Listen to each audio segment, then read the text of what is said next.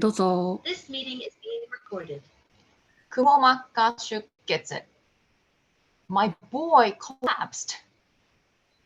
息子が倒れました。When he got up this morning, he went to the toilet, washed his face, and came out. 今朝起きた時に息子がトイレに行って顔を洗ってそれで出てきました。Then he just collapsed suddenly. それで突然倒れました。He said, My head hurts as he fell down and vomited some fluid. それで倒れる最中に頭が痛いって言って、それで、嘔吐物、少し嘔吐物も入っています。Doctor, will my boy be okay? How is he doing? 先生、息子は大丈夫ですか？どんな感じでしょうか？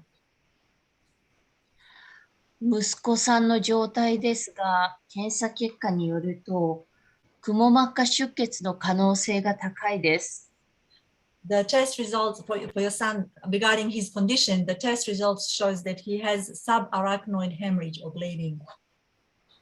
その原因として、血管がコブになっているところがあります。The reason for that is that there is a lump in the blood vessel. それが破裂したと考えられます。And that lump has potentially ruptured, I think. 原因は脳の動静脈奇形と言われるもので、これは幼児期から小児期にかけて見られることがほとんどで、成人以降に新たに発生することはほとんどありません。The reason for this rupture is the so-called arteriovenous malformation or AVM, which usually develops, in most cases, it usually develops from your infancy to early childhood, and hardly ever it develops in adulthood. 稀に毛細血管を通さず、動脈から静脈に直接つながっている血管の塊があることがあります。In rare situations, sometimes the blood flow does not go from the capillaries, does not go through the capillaries, so there is a direct blood flow connection from the arteries to the veins, and then this creates the issue. それを脳動脈奇形と言います。And this is called arteriovenous malformation or AVM, this lump. 動脈の方が静脈よりも圧が高いので、その高い圧のまま血液は静脈に流れ出します。So the blood pressure, the blood flow and the blood pressure in the artery is higher than that of vein, and then the blood pressure with the blood flow with the higher blood pressure flows into the vein directly. そこの部位が破れやすくなり、そこから出血につながりました。And then that part where that happens becomes very fragile and it easily ruptures. And that is where the bleeding comes from.